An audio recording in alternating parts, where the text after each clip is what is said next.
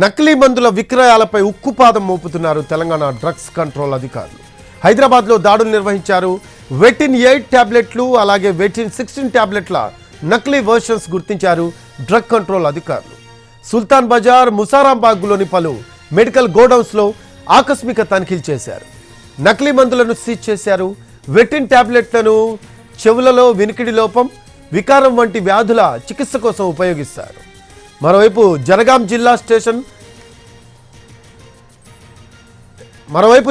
జిల్లా station గన్పూర్లోనూ drugs control అధికారులు దాడులు చేశారు.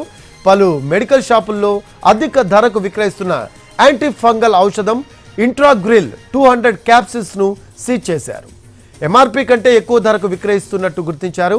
పూర్తి స్థాయిలో విచారణ జరిపి నిర్వాహకులపై తగిన చర్యలు తీసుకుంటామని తెలిపారు అధికారులు.